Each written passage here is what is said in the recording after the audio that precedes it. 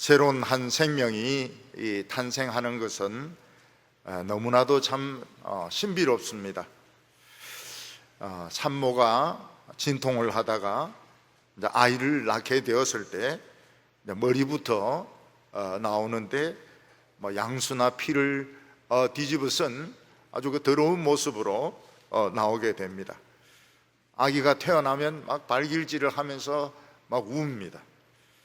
그 아기를 깨끗하게 씻겨 놓고 엄마 젖을 찾아서 물리면 그 젖을 막 빱니다.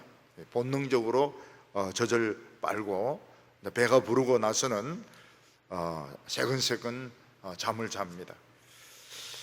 그때 이 참 신비롭습니다.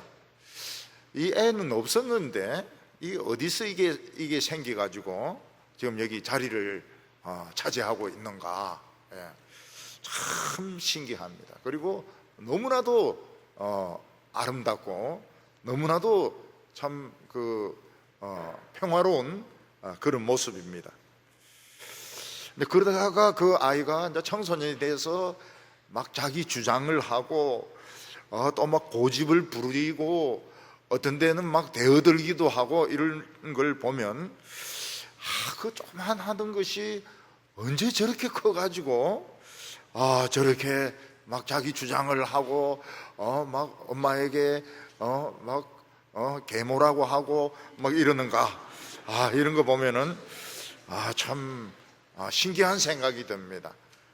부모가 애를 보면은 다 큰 모습도 보지만 처음 태어났을 때 그 너무나도 작았던 그 모습하고 같이 생각이 납니다.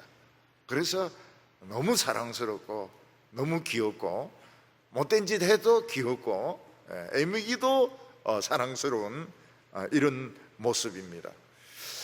이런 생명을 죽인다거나 버리는 것은 너무 큰 죄악이 되죠.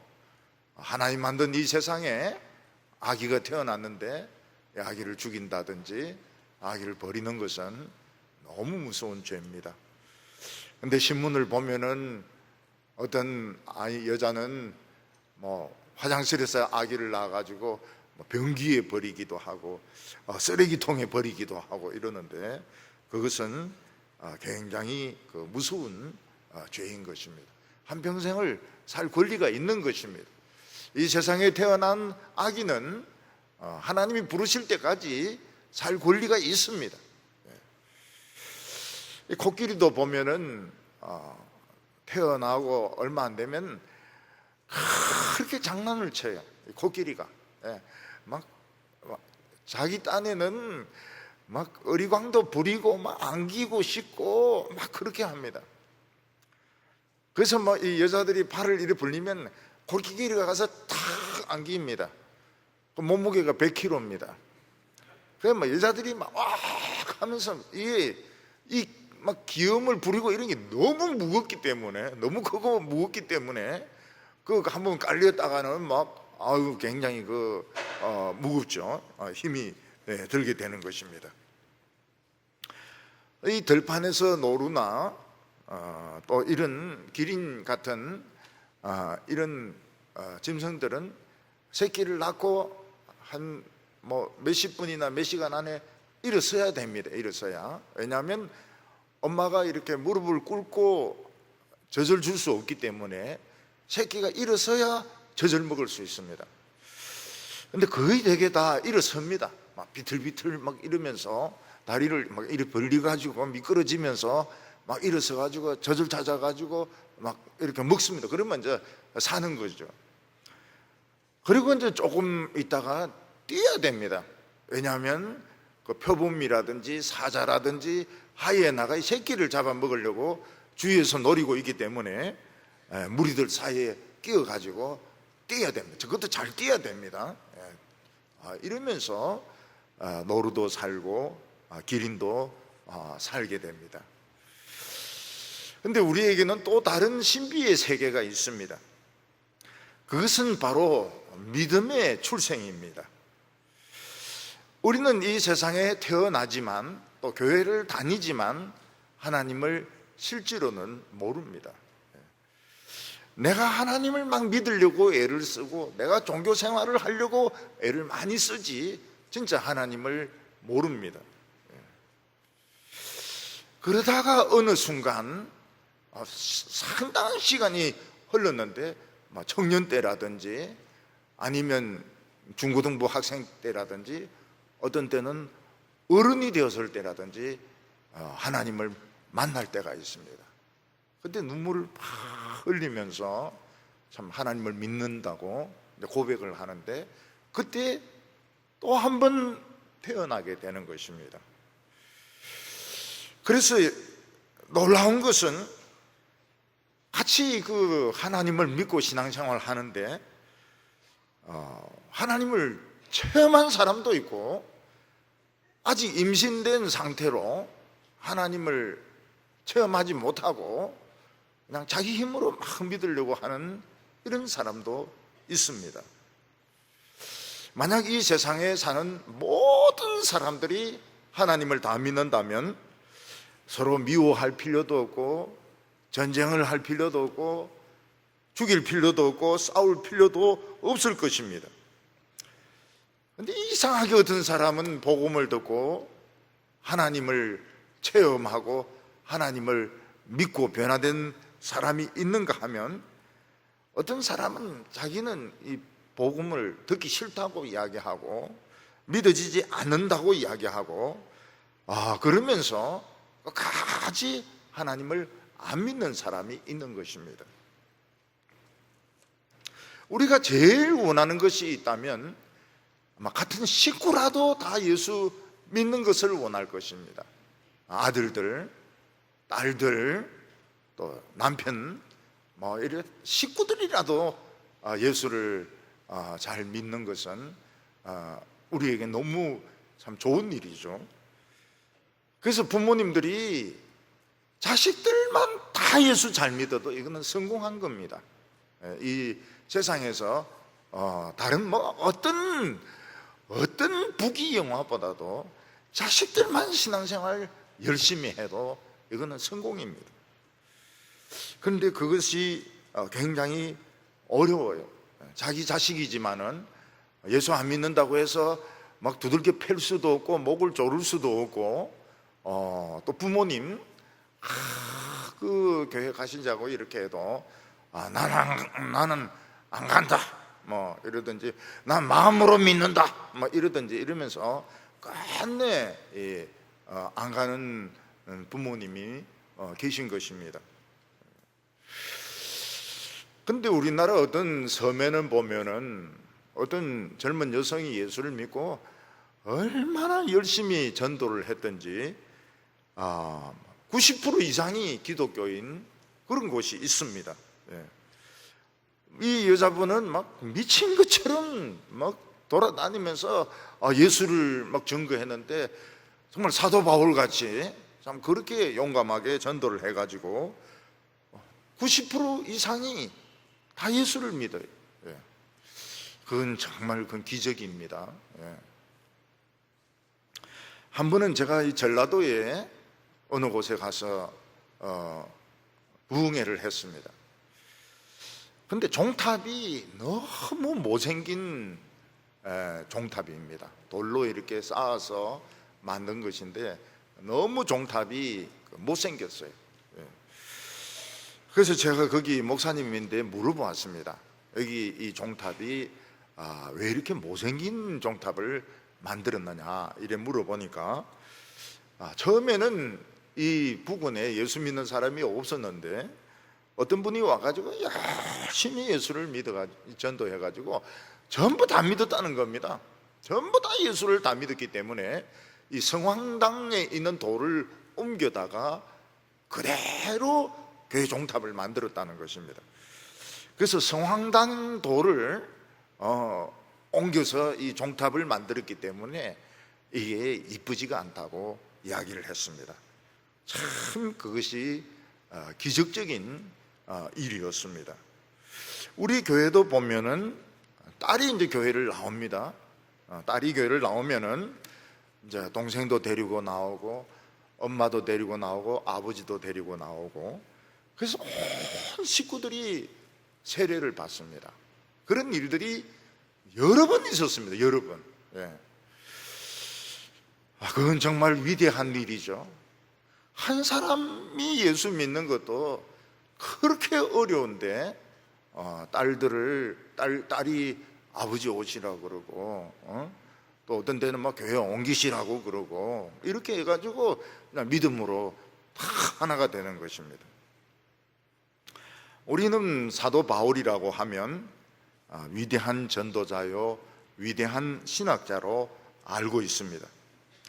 사도 바울이 이렇게 위대한 전도자고 신학자라면 그의 친척들, 그의 형제들 다 예수를 잘 믿을 것 같습니다. 그런데 사실은 그렇지 않았던 것 같습니다. 사도 바울의 친척 중에서도, 때로는 가족들 중에서도 안 믿는 사람이 있었습니다. 그리고 유대인들 중에서는 믿는 사람도 있었지만 안 믿는 사람들이 굉장히 많았습니다. 그래서 사도 바울이 정말 내가 마음이 아프다, 정말 마음이 아프다, 내 생명이 그리스도에게 끊겨서 죽는 한이 있어도 이들이 예수 좀 믿었으면 좋겠는데 이들이 끝내 예수를 안 믿고 돌을 던지고 욕을 하고 핍박을 한다고 자신의 그 고민을 이야기를 하고 있습니다. 우리 생각에는 굉장히 그 좋은 약이 있으면 다 먹을 것 같습니다. 그러나 그렇지 않습니다. 환자들은 약사나 의사를 의심을 합니다. 의심을 하기 때문에 그 약을 다 가지고 오긴 하지만 안 먹는 경우가 많아요. 그냥 쓰레기통에 버리는 경우가 많습니다. 그래서 병이 안 나아요. 그런데 그 환자가 의사를 믿습니다. 믿고 약을 이제 꼬박꼬박 먹으면 병이 낫거든요. 그럼 그때 뭐라고 말하는가 하면 의사가 고맙다 그래요. 의사가 고맙다고, 나를 믿어주어서 고맙다고. 그러니까 요즘은 이 환자분들이 의사보다 더 많이 압니다. 여기저기서 주워 들은 것이 굉장히 많아가지고 뭐 전문적인 용어도 많이 합니다. 그래가지고 의사를 잘 믿지를 않아요. 의사를 믿지를 않습니다. 한 번 갔다가는 안 가고, 약을 타지만은 안 먹고. 그런데 다 그 의사분하고 환자분하고 마음이 딱 맞는 거예요. 이 정세가 자기만 알고 있는 정세가 있는데 그걸 이제 의사가 딱 이야기를 하는 겁니다. 그러면 믿음이 생깁니다. 그래서 무슨 일이 있어도 그 약을 먹어요. 그리고 병이 조금씩 나아가기 시작합니다. 마찬가지로 복음이 얼마나 좋습니까? 복음이 얼마나 좋아요. 참 복음이 좋은데 복음을 안 믿는 사람들이 그렇게 많습니다. 저건 거짓일 거야, 저거는 엉터리일 거야, 막 교회는 간다, 교회는 가지만 나는 믿지는 않는다, 난 믿기는 하지만 내 자신을 다 바칠 생각은 없다, 이런 분들이 너무나도 많은 것입니다. 뭐 기독교가 타락했다, 기독교가 썩었다, 뭐 어쩌다 이렇게 이야기하지만 실제로는 믿기가 굉장히 어려운 것입니다. 기독교가 타락하고 썩고 하기 이전에 믿기가 굉장히 어려운 것입니다. 그런데 어떻게 하다가 이제 믿게 되는가 하면 자기만 알고 있는 비밀이 있습니다. 자기만 알고 있는 좋지 못한 비밀이 있습니다. 그걸 하나님께서 고쳐주셨을 때, 또 거기에 하나님께서 말씀해 주실 때, 그때 하나님하고 딱 마주치면서 믿게 되는 것이지, 그냥 교회만 왔다 갔다 한다고 믿어지는 것은 아닌 것입니다. 오늘 여기 첫 번째로 보면 이 사도 바울의 고민이 나옵니다. 어떤 젊은이가 복음을 받아가지고 참 열심히 믿었습니다. 열심히 믿고 목회자까지 되었습니다. 그런데 그의 부모님하고 형제들은 아무도 안 믿는 것입니다. 이 목회자가 명절이 돼서 집에 가면 뭘 합니까? 다 제사 차려놓고 음식 차려놓고 거기서 떼놓고 절을 합니다. 제사하지 말자고 이렇게 해도 그 말 듣지 않습니다. 막 옆에 있는 삼촌은 막 화를 내면서 그런 소리 하지 말라고 말이죠. 그 목회자는 나는 너무 믿음이 없다.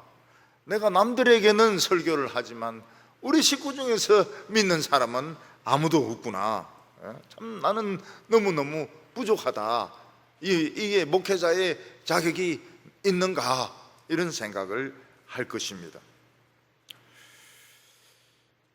어떤 청년은 선교사로 가기로 결심을 했습니다. 근데 자기 부모님은 안 믿어요. 형제는 안 믿어요. 부모님도 안 믿고 형제도 안 믿는데 내가 저 먼 곳에 아프리카나 저런 데 가서 선교하는 것이 과연 합당하냐? 자기 부모님도 전도 못하면서 그 외국인들인데 무슨 전도를 할 것인가?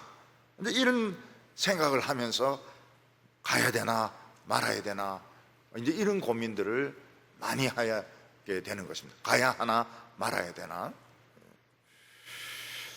이게 사도 바울의 고민이었습니다. 사도 바울은 여러 곳에 다니면서 폭발적인 부흥이 일어났습니다.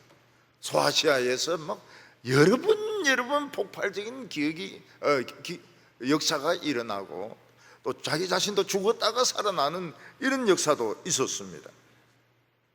사도 바울은 온갖 고통을 다 받아가면서 복음을 전하는데 피곤한 줄 몰랐습니다. 그런데 사도 바울의 친척들 중에서는 믿는 조카도 있었습니다. 그렇지만 거의 안 믿었습니다. 사도 바울은 그 이방 지역에 일어났던 것과 똑같은 부흥이 일어나기를 기대하고 예루살렘에 가서 붙들려서 막 복음을 전하는데 믿는 사람이 없어요. 전부 죽이려고 했습니다. 왜 이방인들은 예수를 믿는데 우리 민족은 안 믿는가?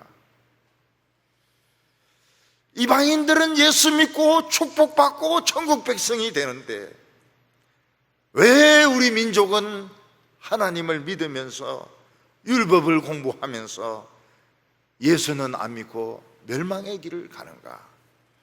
이것이 사도 바울의 큰 고민이었습니다. 그래서 1절과 2절 말씀을 보면 내가 그리스도 안에서 참말을 하고 거짓말을 아니하노라. 나에게 큰 근심이 있는 것과 마음에 거치지 않는 고통이 있는 것을 내 양심이 성령 안에서 나와 더불어 증거하노니.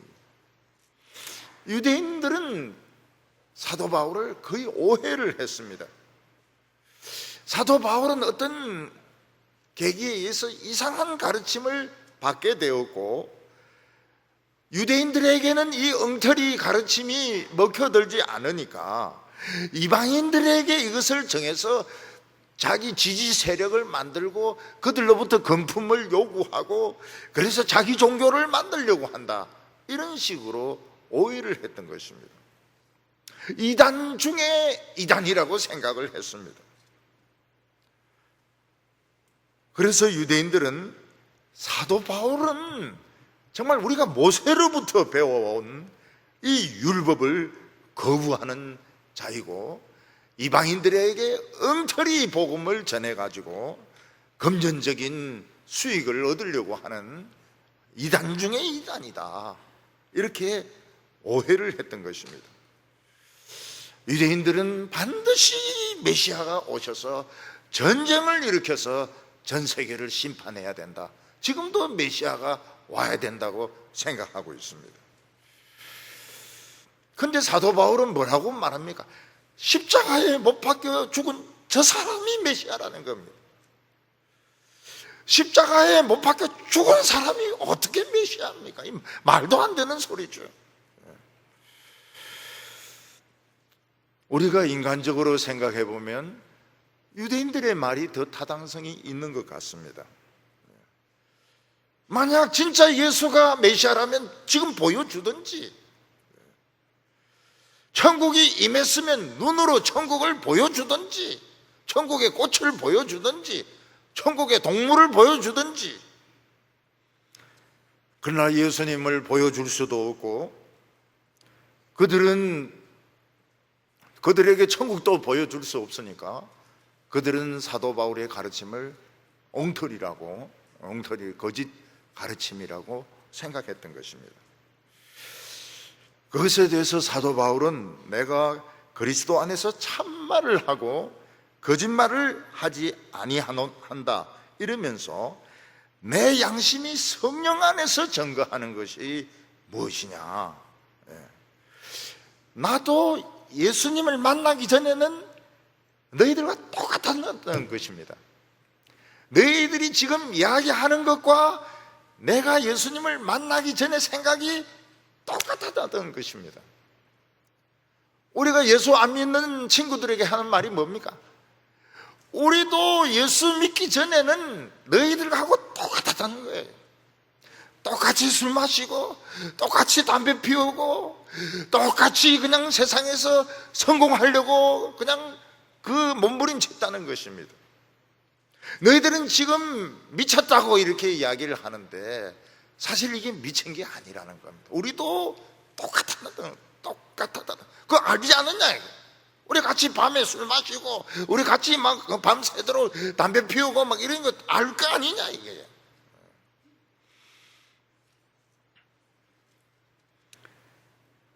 사도 바울은 어느 날 갑자기 예수님을 만나게 되었습니다. 예수님이 사울의 이름을 불렀습니다. 사울아, 사울아, 어찌하여 나를 핍박하느냐. 누구십니까? 주님, 당신은 누구십니까? 나는 내가 핍박하는 예수라. 예수님은 사울의 이름을 알고 계셨습니다. 사울이 하는 모든 행동을 알고 계셨습니다. 그가 하는 모든 악한 행동들을 참고 기다리고 계셨습니다. 그리고 예수님은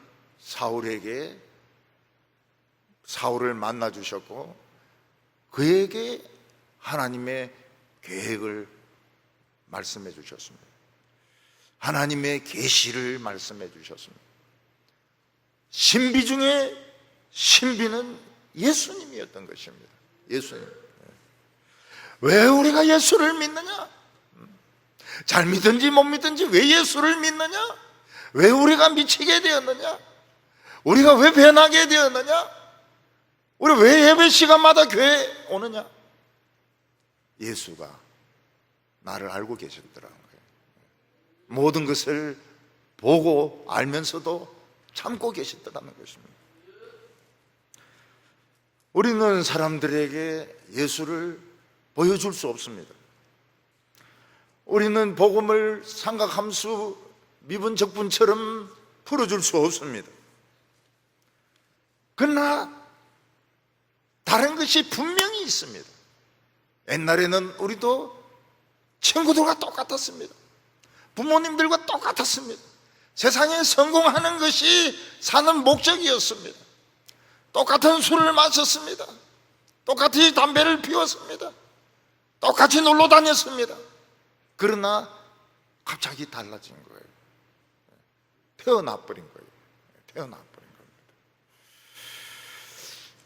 3절에 보면 나의 형제 곧 골육의 친척을 위하여 내 자신이 저주를 받아 그리스도에게서 끊어질지라도 원하는 바로라. 우리가 다른 사람을 대신해서 지옥에 갈 수 있을까요? 아버지와 어머니가 안 믿습니다. 아버지와 어머니는 천국 가고 대신 내가 지옥 갈 수가 있을까요? 아마 아들이나 딸들 중에는 그걸 원하는 사람도 있을지도 모르겠어요. 부모님을 너무 사랑해가지고 하나님, 부모님 대신에 저를 지옥에 가게 해주십시오. 그러나 그것은 불가능합니다. 불가능합니다. 요즘은 부모님을 위해서 간의 일부를 잘라가지고 이식을 시키는 자녀들이 있습니다. 또 부모님을 위해서 콩팥 하나를 기증하는 자식도 있습니다. 그러나 천국만은 이게 안 됩니다. 천국만은 간 일부를 떼가지고 붙여준다고 해서 천국 갈 수 있는 것도 아니고, 콩팥 하나를 떼가지고 붙여준다고 해서 갈 수 있는 것도 아니고, 피를 뽑아가지고 수혈을 시킨다고 해서 갈 수 있는 것도 아닙니다. 천국은 어느 누구도 대신해서 갈 수 없습니다.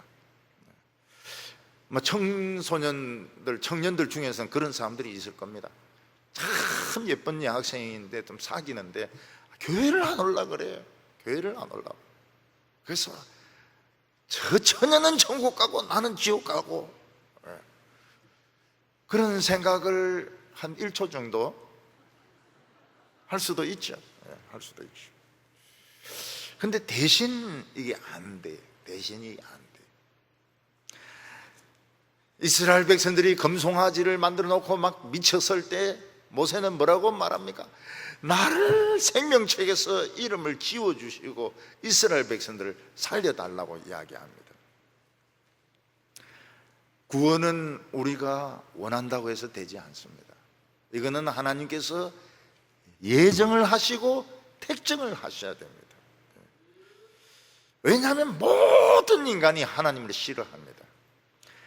그래서 하나님께서 누군가를 딱 찍어야 됩니다. 찍어가지고 처음부터 끝까지 몰고 와야 됩니다. 그래야 예수 믿는 것이지, 그냥 아무나 와도 줘서 아무나 안 옵니다. 그래서 이 예수 믿는 것이 어려운 것입니다. 불가능한 일이 일어나는 것입니다. 근데 누군가가 계속 기도해 주는 사람은 택한 사람일 가능성이 많습니다. 오늘 두 번째로 이스라엘 백성들이 가진 엄청난 그 재산에 대해서 말씀하고 있습니다. 유대인들은 유일신을 믿는 백성이었습니다. 유대인들은 유일신을 믿기 때문에 로마인으로부터 그리스인으로부터 많은 미움을 받았습니다. 원래는 로마는 유대인들 미워하지 않아요. 로마는 다신교이기 때문에 미워하지 않았습니다. 그런데 이게 이제 로마가 자꾸 어려워지니까 유대인들을 미워하게 된 것입니다. 처음에 로마인들은 유대교하고 기독교도 구별 못했습니다. 기독교를 구별 못하다가 나중에 이제 이걸 이게 다르다는 것을 알게 된 것입니다. 유대인들은 엄청난 재산을 가지고 있었습니다. 그건 돈이 아니었습니다. 금도 아니었습니다.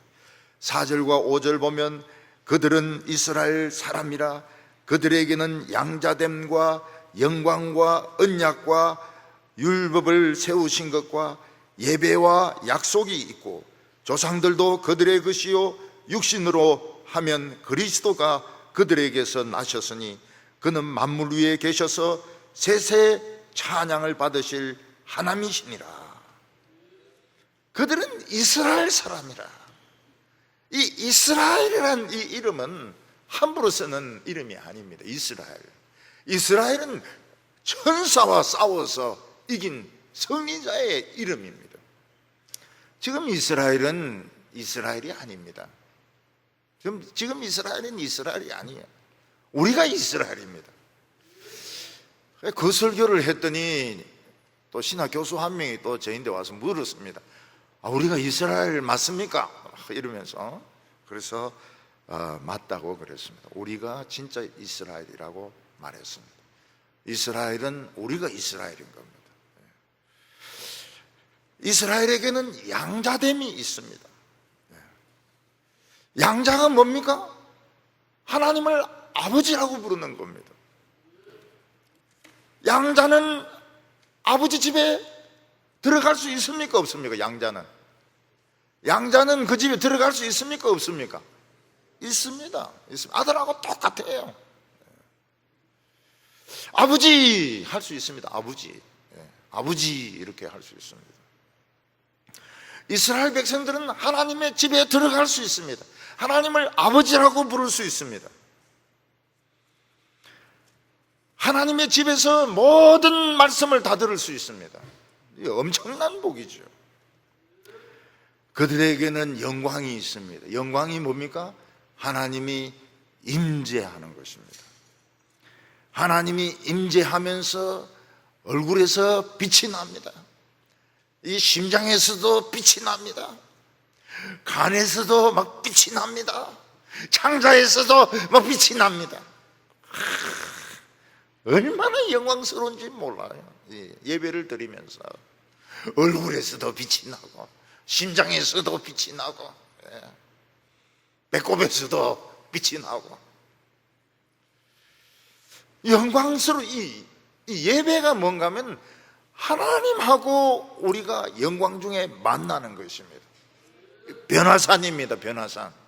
변화산. 엘리야와 모세와 만나는 것입니다. 우리들에게는 언약들이 있습니다. 성경은 전부가 축복의 언약입니다. 전부 축복의 언약입니다. 말로 표현할 수 없는 축복들이 우리에게 주어져 있습니다. 이 축복은 유전이 됩니다. 자식에게 유전시키고 싶지만 이게 자식에게 유전이 안 되는 경우도 있습니다. 이 축복이 그냥 임마누엘로 갚으려는 수가 있어요.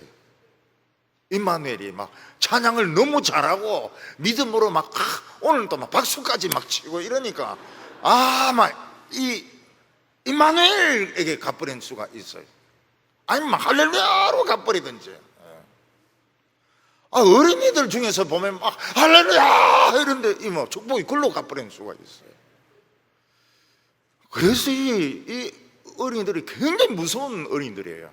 할렐루야 하는 애들이. 그놈들이 그 축복까지 가려고 그렇게 할렐루야를 배워와가지고 말이죠. 하나님의 말씀의 가치는 어떤 보석과도 비교할 수 없습니다. 교인들 중에서 보석 좋아하는 분 계시죠? 보석 계속 모으세요. 계속 모으세요. 성경만 못합니다. 성경만 못합니다. 그게 믿어집니까? 이 뭐 책 한 권 하고 다이아몬드 하고 이게 믿어집니까? 이 책 한 권이 다이아몬드 이만한 거 주먹만한 거보다 더 가치 있다는 게 믿어집니까? 안 믿어지지요. 안 믿어지죠.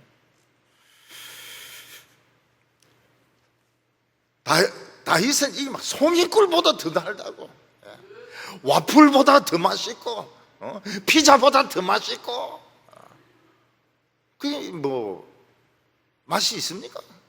설교만 길기만 하고 말이죠. 그래서 저는 막 설교 전에 막 신경을 굉장히 집중시킵니다. 설교를 줄이려고. 예수님이 육신으로 유대인에게 왔다네. 제일 가깝게 왔습니다. 제일 가깝게 왔어요. 우주선이 떨어지는데 제일 가깝게 떨어진 거예요. 예수님이 뭡니까? 열쇠 아닙니까? 천국의 열쇠 아닙니까? 그냥 이거 자꾸 돌리면 됩니다. 돌리면 되는 거예요. 근데 안 잡아요. 안 돌려요. 예수님이 보석입니다. 예수님이 열쇠입니다. 예수님 안 가지면 아무리 공부하고 아무리 뱃을 가지고 아무리 재벌 돼도 소용이 없습니다. 전부 배설물입니다. 배설물. 예수님이 열쇠입니다. 돌리면 되는데 안 돌려요.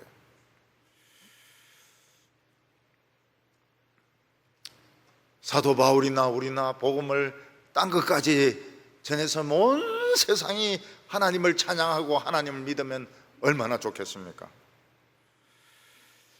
그러나 가족을 예수 믿게 하는 것이 최고로 어렵습니다. 가족은 왜 그렇게 마음이 뺀들뺀들한지, 돌 같은지 쇳덩어리 같은지, 가족 전도하는 것이 최고로 어려워요. 알코올 중독자보다도 더 어려운 것이 이 가족들 예수 믿게 하는 것입니다. 더욱이 우리가 예수 믿으면 막 부자가 되든지 유명해져야 되는데, 지금 뭐 저 알바도 떨어지고 말이죠. 막 이 코로나 때문에 방구석 처박혀 있고 이러면서 전도하니까 전도가 되겠습니까? 유명해져도 안 믿습니다. 가족은 자관 안 믿는 인간들이에요. 전에 우리나라에 영국에서 온 선교사님이 계십니다. 그분이 참 복음적인 분이셨어요. 진짜 복음적인 설교를 했습니다. 그리고 한국의 젊은이들, 주로 광주 지역에서 사역하면서 선교를 심어주었습니다. 선교 열정을 심어주었습니다. 아들이 많아요. 아들이 마태, 뭐 안드류, 그 다음에 뭐 이러면서 아들이 굉장히 많아요. 딸은 없고. 이분이 이제 나이가 드니까 영국에 돌아가기를 원했어요. 왜냐하면은 자기가 받는 그 선교비로 이 젊은 선교사들 한 2가정, 3가정 지원할 수 있으니까 자기는 이제 영국 그냥 가서 영국 성공회 소속이니까 거기서 그냥 목회하기를 그냥 원했어요. 딴 분들이 와서 목회를 하면 적은 비용으로 더 많은 선교사를 한국에 오게 할 수 있으니까. 이분이 영국에 가보니까 영국 현실이 너무 각박한 겁니다. 교인이 너무 없어요. 그래서 한 교회가 한 목사님 사례를 못 주는 겁니다. 그러니까 3교회, 4교회가 뭉쳐야 한 목사님 사례를 주는 겁니다. 그러니까 이분은 3교회, 4교회를 돌면서 설교합니다. 왜냐하면 그 한 교회에서 월급을 못 받으니까요.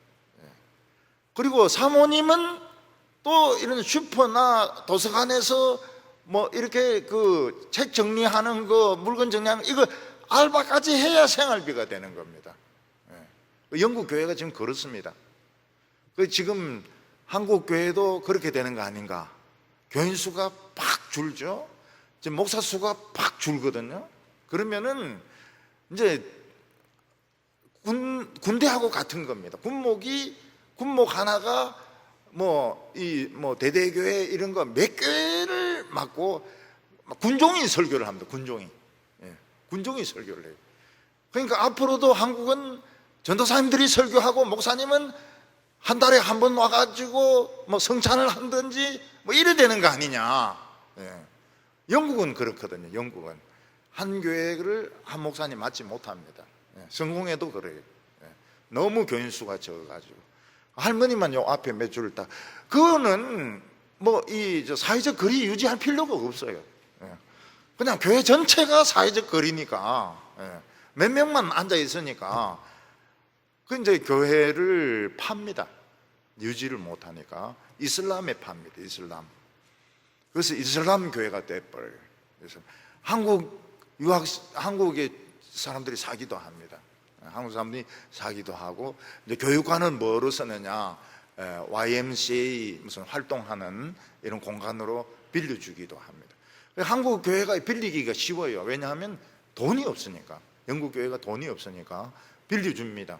빌려줘가지고 오전에는 자기들 예배 드리고 오후에는 한국 예배 드리고, 단 김치 냄새 내지 말라, 요걸 이제 조건으로 해가지고 안 날 수가 없어요. 한국 사람이 있는 곳은 김치 냄새가 안 날 수가 없습니다. 어떤 곳에서는 막 청국장을 끓여가지고 막 넘쳤는데, 큰 사고 났더니 냄새가 보니까, 그러니까 119가 출동을 한 겁니다. 청국장 냄새 때문에. 왜 영국 사람들은 청국장을 모를까요? 그 영양가 높은. 냄새가 지독하죠. 냄새가 지독하죠. 6절과 7절 보면, 그러나 하나님의 말씀이 폐하여진 것 같지 않도다.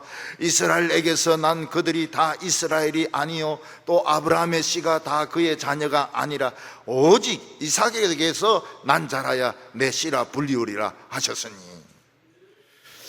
아브라함은 재산 많았습니다. 부인도 미인입니다. 근데 자식이 없었습니다. 아브라함은 90세까지 85세까지 기다려가지고 자식이 안 생기니까 부인의 여종을 첩으로 받아들이니까 바로 임신이 되는 겁니다. 그러니까 하나님 말씀대로 하면은 100살까지 안 되는 것이 인간적인 방법 쓰면 1년 안에 다 돼버리는 거예요. 그래서 이스마엘이란 애를 얻었습니다. 좋아 죽으려고 그래. 좋아 죽으려고. 이스마엘 좋아 죽으려고. 근데 하나님이 뭐라고 말씀하십니까? 이스마엘은 내 자손이 아니다는 거예요. 사라가 낳아야 이게 자손이라고. 그래서 이스마엘을 내보냅니다. 그 첩도 내보냅니다. 하나님의 말씀이 우리를 치료해가지고 거듭나야 이게 진짜 자손인 것이지, 뭐 인간적인 방법 써가지고 가수가 와서 노래 부르고 막 전도했다 이래가지고 밥솥 주고 이래가지고는 이 다 이스마엘밖에 안 된다는 겁니다. 그렇게. 그래 해봐야 이 전도된 것도 아니고 신자도 아니고 천국도 못 가고 아무것도 아니라는 겁니다. 우리는 이걸 믿어야 됩니다. 하나님의 말씀을 믿어야 됩니다. 그래서 말씀을 막 뿌리다 보면은 수분하고 온다고 맞으면 폭발이 일어나는 겁니다. 당분간은 이게 안 나타난다 하더라도 이게 나타날 걸 믿어야 됩니다. 딴 방법은 없습니다. 딴 방법 없어요. 그래서 100살에 아들을 낳습니다. 사라는 90세에 아들을 낳고 웃습니다. 자기가 생각해도 우스워요. 이 늙은 이 할매가 말이죠. 할머니가 지금 정손자를 낳아야 될 때가 됐는데 아들을 낳았으니까요. 어떤 애는 엄마가 너무 늙어서 자기를 낳아가지고 학교에 도시락 가져오니 창피해 죽을 뻔했다는 거예요. 자꾸 할머니가 도시락 가져왔다 이러니까 이 뭐 애가 막 너무 싫은 거예요. 엄마 학교 오지 마! 막 이러면서 나중에 회개 많이 했다고 그래요. 엄마의 마음을 아프게 해가지고. 오늘 여기 세 번째로 하나님이 예정을 해야 된다는 겁니다. 우리가 제일 이해가 안 되는 것이 하나님이 예정해서 우리가 구원받는 건데, 하나님이 다 구원하시거나 다 버리시거나 이러면은 불만 없습니다.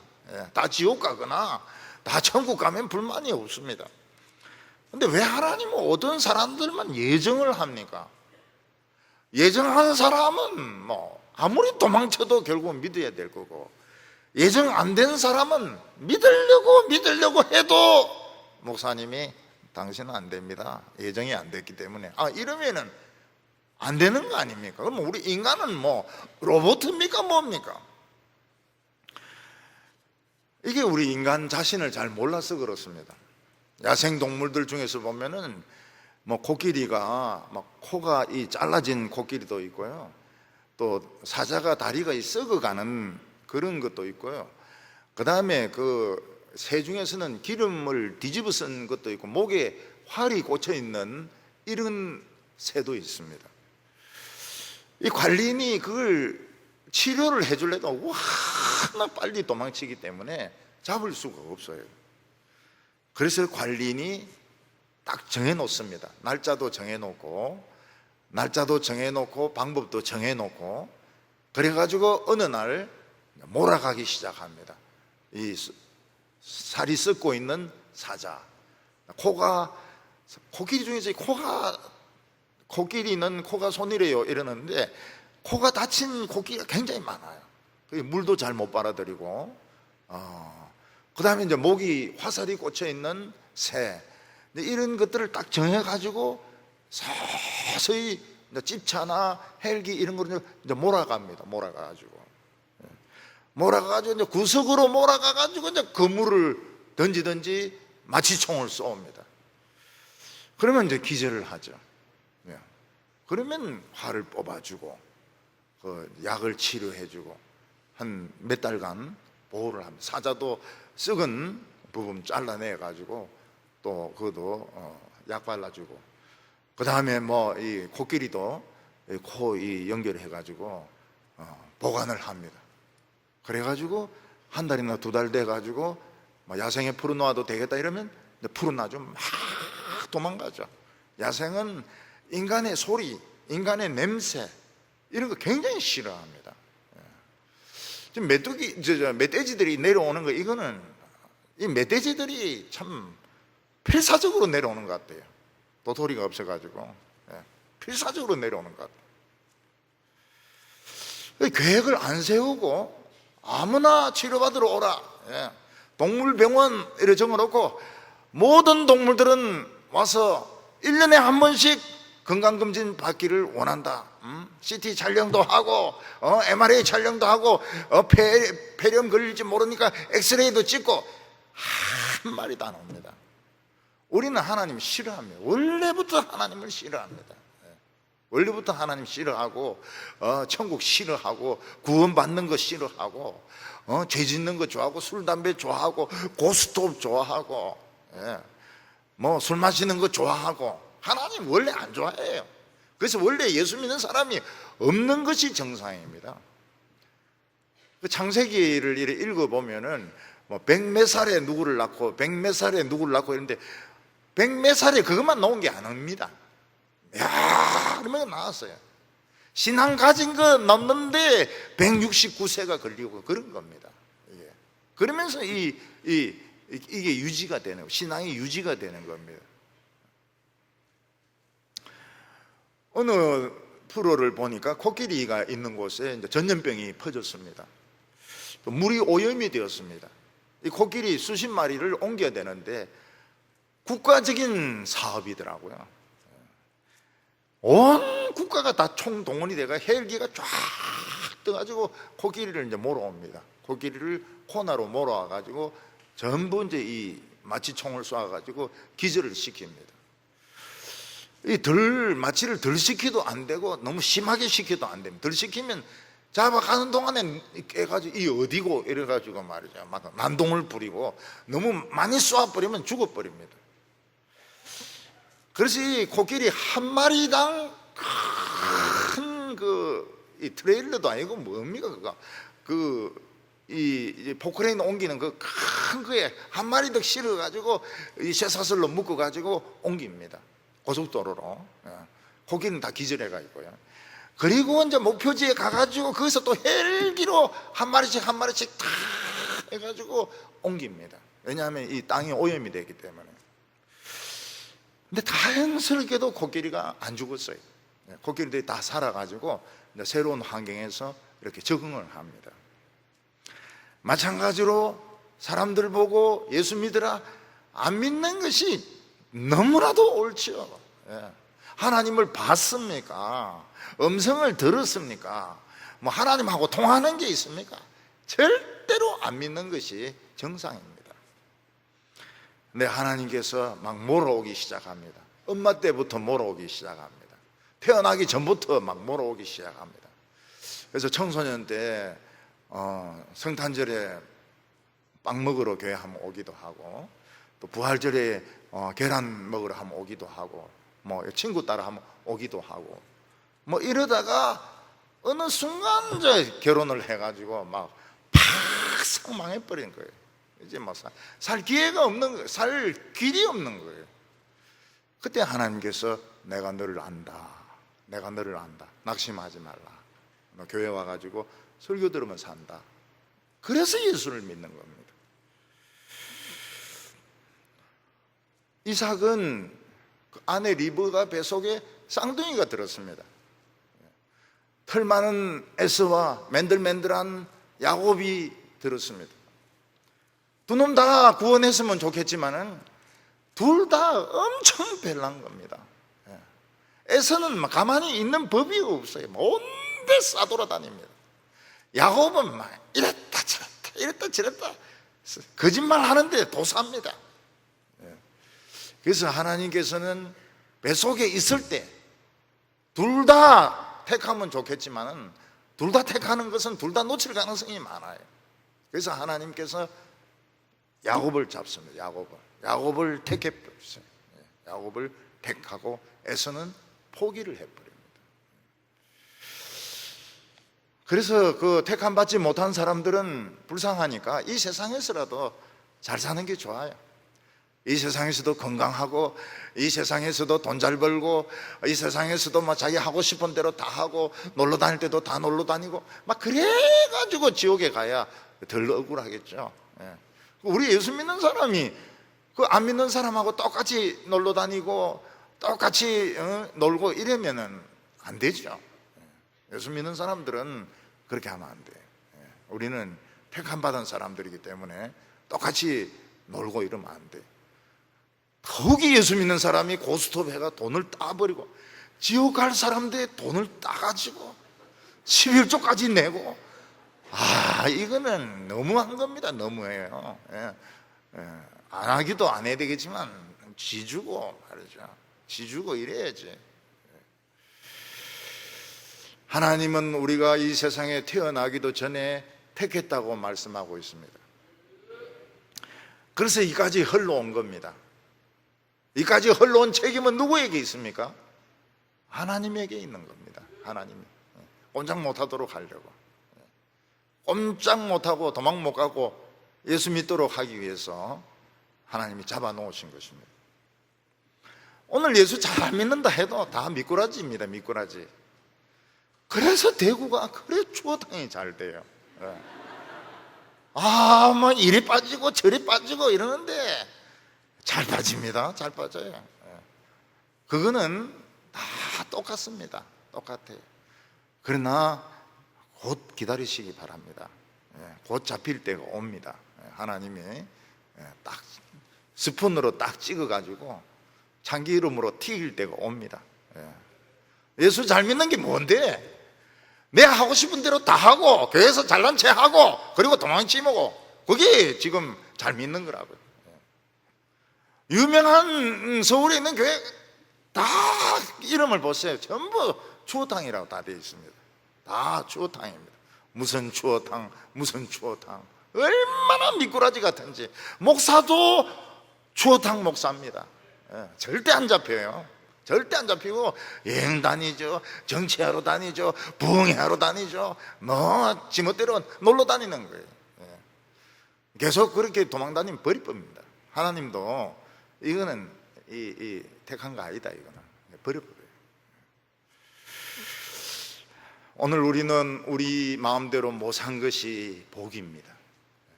마음대로 못 산 것이 복이고, 특히 돈이 없어가지고 내 마음대로 못 사는 거 복 중에 복입니다. 저도 뭐 좀 하고 싶어도 돈 떼면 돈이 없어가지고 안 돼요. 하나님의 지혜가 놀라우시구나. 내가 미리 발광할 줄 알고 하나님이 요렇게럼 나를 꼼짝 못하게 만들어 놓으셨구나. 저는 절대로 잡혀있는 사람이 아닙니다. 저는 엄청나게 설치는 사람입니다.